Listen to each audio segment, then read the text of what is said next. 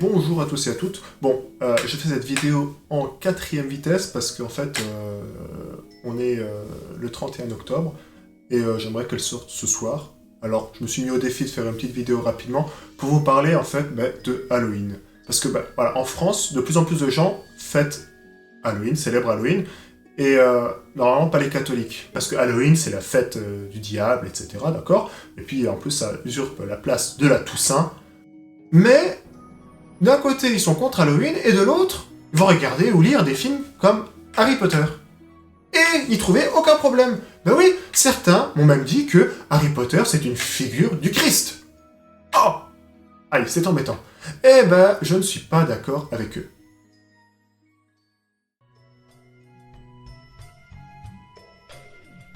Bon, certains voient dans Harry Potter tout le trajet de l'initié qu'on retrouve dans la franc-maçonnerie, qui se fait initier par Voldemort. Tout le long, on voit même que ce sont les mêmes en fait. Ils partagent le même sang, oui, il y a des transferts de sang entre les deux. Ils parlent la même langue, le fourche-langue, ils parlent le serpent c'est la figure du diable, etc. Il y a tout un tas d'éléments qui permettent d'avancer cela. Bon, c'est pas les arguments qui pour moi ont été les plus marquants. En revanche, là où je trouve Harry Potter très pervers, c'est dans sa vision du bien et du mal, dans sa morale.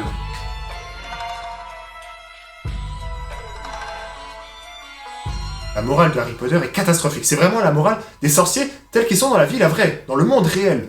À savoir, tout ce qui compte, c'est l'intention. Si on a une intention droite, peu importe ce qu'on fait, c'est bien. Et puis, du coup, on peut faire le mal tant que c'est pour le bien. On peut faire quelque chose qui est foncièrement mauvais et pour un plus grand bien. Alors, vous me direz, mais attends, non, mais non. Pour tous ceux qui ont regardé un petit peu Harry Potter, la plupart savent que il va à l'encontre des règles de l'autorité, etc. Et il se fait pas punir. Au contraire, il se fait récompenser. Bon, déjà là, c'est pas terrible. Ensuite, au lieu... Donc, Harry Potter, c'est quand même un roman qui est fait pour les enfants. On se trouve dans l'univers d'une école. L'univers de l'école, c'est vraiment l'enseignement. On cherche à enseigner quelque chose aux enfants. Et qu'est-ce qu'on enseigne aux enfants? Eh ben, le mal, c'est bien. I mean, sort of exciting, isn't it? Breaking the rules. Ça n'a pas de conséquence de faire le mal, tant que derrière, on a une intention bonne.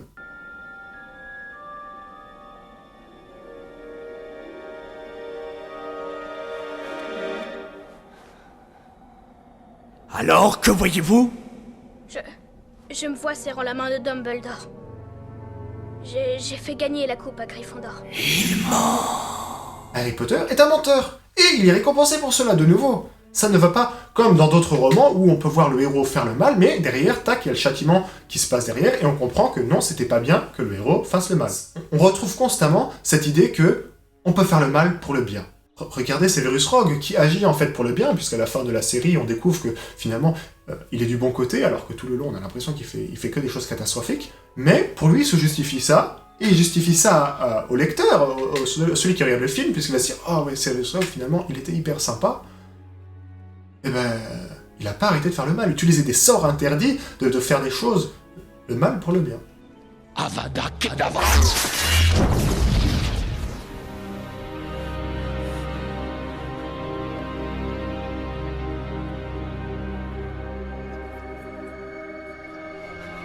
Ça. Il va même jusqu'à tuer Dumbledore, et en utilisant un sort interdit. De la haute magie noire. Donc il n'y a rien qui va. Mais dans Harry Potter, c'est justifié, et ça passe, et tout le monde est content. Ce qui compte, c'est l'intention. Voilà. Tant qu'on a une bonne intention, on peut faire ce qu'on veut. Mais c'est grave, ça. Parce que, comme nous le dit saint Thomas, dans le cas du volontaire indirect, à savoir, est-ce qu'on peut effectuer une action mauvaise pour faire du bien? Il y a des critères. Une action qui est intrinsèquement mauvaise, on ne peut jamais la faire. Mentir étant intrinsèquement mauvais, on ne peut jamais mentir en aucun cas. Et pourtant, Harry Potter ne le laisse penser. Et on voit aujourd'hui moult personnes qui pensent que finalement on pourrait mentir pour sauver quelqu'un. Ah, mais regardez, imaginez que nous sommes pendant la Révolution, les bleus viennent à votre maison et vous demandent est-ce que vous cachez un prêtre catholique? Et vous savez que dans votre cas, vous avez un prêtre catholique. Et du coup, forcément, vous allez dire non pour qu'ils passent leur chemin. Mais ces gens pensent qu'on pourrait faire ça. Eh ben non! Non, en aucun cas on peut le faire. En aucun cas on ne peut mentir, même pour un plus grand bien.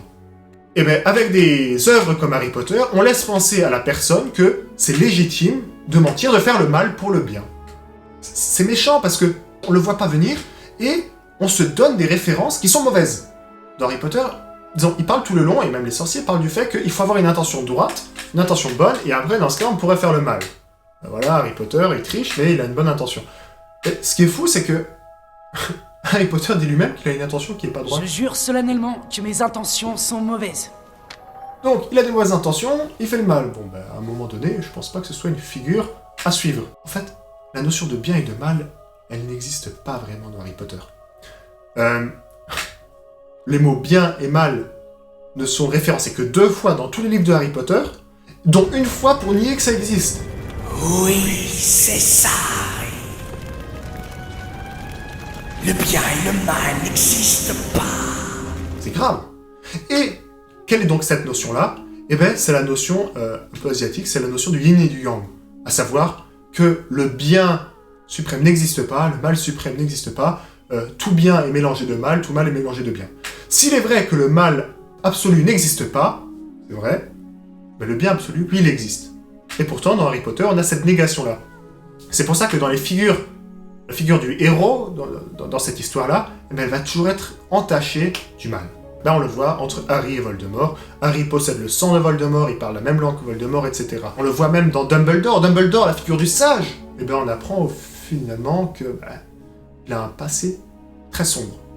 Et on retrouve un tas d'autres erreurs dans Harry Potter, des erreurs philosophiques, comme quoi l'âme pourrait être divisible. L'âme de Voldemort s'est divisée en 7 Horcruxes, 7 morceaux.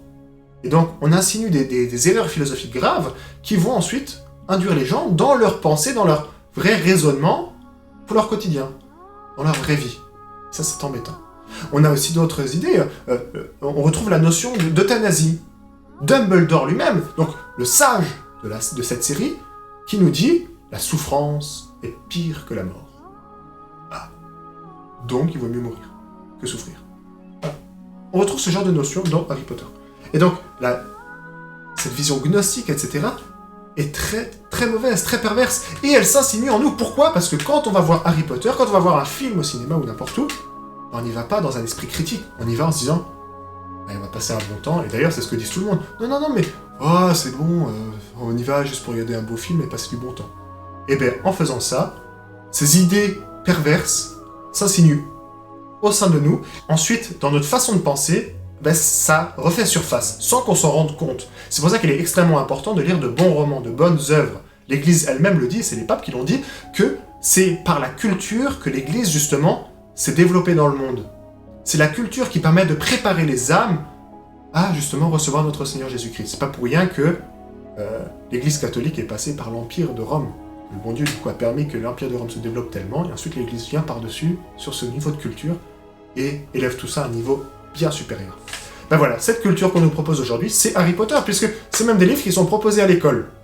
C'est de la littérature. Ben, qu'est-ce qu'on voit dans cette littérature-là? Des erreurs philosophiques graves, une notion du bien et du mal qui est très très perverse.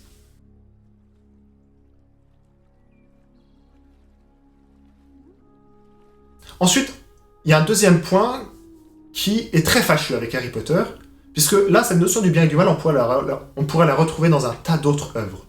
Pas que dans Harry Potter. Mais le deuxième problème de Harry Potter, c'est la sorcellerie.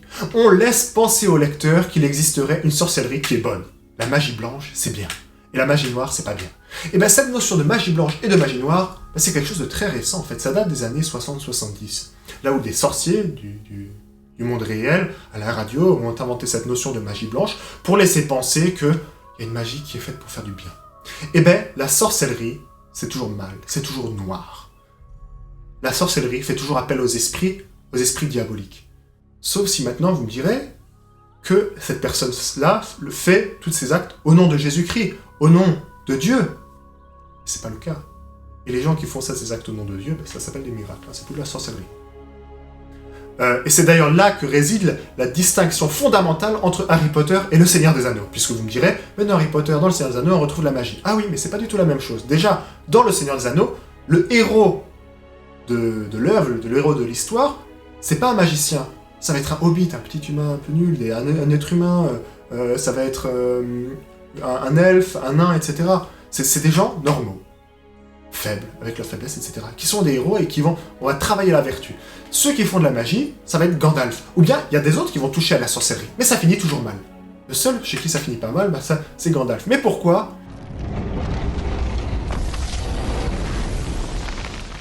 I am the servant of the secret fire, wielder of the flame of Arnor. The dark fire will not avail you, flame of Udun! Eh bien, chez Gandalf, il se dit lui-même être le serviteur du feu sacré, le serviteur de Dieu. Eh bien, et Gandalf, c'est pas un être humain, c'est pas un homme, c'est un descendant des Maillards, c'est un être qui s'apparente à un ange. Et donc, un esprit, évidemment, peut faire des choses qui nous paraissent surnaturelles. Et quelle est la magie de Gandalf ? Eh bien, en fait, c'est de faire de la lumière. C'est amusant parce que si on regarde dans l'Évangile, quelle est la notion d'ange que l'on retrouve ? Ben, un ange, Lucifer, c'est le porteur de la lumière. Il reçoit la lumière de Dieu et il la transmet en dessous. Donc, Lucifer étant le premier ange, c'est lui qui reçoit toute la lumière de Dieu et qui la transmet à tous les anges en dessous. Bon, Lucifer a chu, et donc maintenant c'est d'autres anges qui ont pris ça à leur place. Mais du coup, les anges transmettre la lumière de Dieu. Et bien c'est ce qu'on voit dans Le Seigneur des Anneaux, donc c'est une vision très biblique et très saine. À l'inverse, dès qu'on touche à de la sorcellerie, vous voyez, avec le palantir, etc., ça finit mal. Les anneaux, ça finit mal. Donc la vision est beaucoup plus chrétienne, normale, saine. Dans Harry Potter, c'est tout le contraire. Le véritable héros de l'histoire, c'est la sorcellerie. Et c'est pas pour rien que tellement de gens, ensuite, est attiré par ce monde, cet univers d'Harry Potter, parce que, déjà, ça excite notre curiosité. C'est pour ça qu'on a envie d'aller voir. Là, en 2025, va sortir une nouvelle série sur Harry Potter. Je suis sûr que la plupart des catholiques vont vouloir aller la voir. Parce qu'évidemment, ceux qui aiment bien regarder des séries et des films vont vouloir aller la voir. Ben, évidemment, c'est beau, c'est intéressant. Et puis la sorcellerie, ça attire. Il y a quelque chose qui excite notre curiosité. La même curiosité qui a excité nos premiers parents, Adam et Ève. Embêtant. Il n'y a pas de magie blanche, c'est de la sorcellerie. Ça, il faut qu'on se le mette dans la tête. Harry Potter va nous laisser croire que la magie blanche peut exister, alors que c'est faux. Et alors, on va voir des gens qui vont commencer à faire du Ouija. On a vu Cyprien et d'autres youtubeurs célèbres faire du Ouija sur Internet. On a des gens qui vont toucher aux tables tournantes, aux boules de cristal, etc. Eh ben, j'espère que la plupart du temps, c'est du charlatanisme, parce que dans les cas où c'en est pas, ça veut dire que le diable est derrière. Et c'est grave. Et ce qui est amusant, c'est que même si Harry Potter va vous présenter la notion de bien et de mal, la notion de magie blanche et de magie noire, ben derrière, on utilise la magie noire. Regardez-moi Harry Potter, qui utilise le sort Andoloris de la très haute magie noire pour faire souffrir. Il y a de la vengeance. De nouveau, la notion de bien et de mal éclatée au sol. Éclatée au sol. Voilà.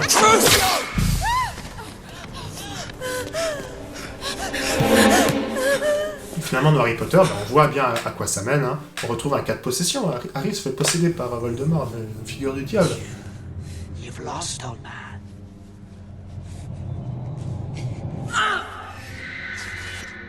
C'est à ça que mène la sorcellerie. Donc, arrêtez de jouer avec ces œuvres. Arrêtez de jouer avec... ça paraît être un beau roman, une fiction, etc. Non, c'est de la sorcellerie. Et dois-je vous rappeler vos promesses du baptême où vous avez promis de renoncer à Satan, à toutes ses œuvres et à toutes ses séductions? Ces séductions, ces œuvres, eh bien vous les retrouvez très clairement dans la sorcellerie, dans l'esprit de Halloween et de tout cela.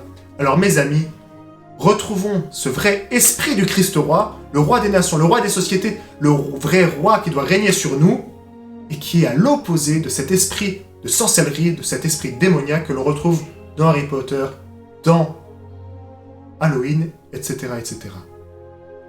Vive le Christ roi.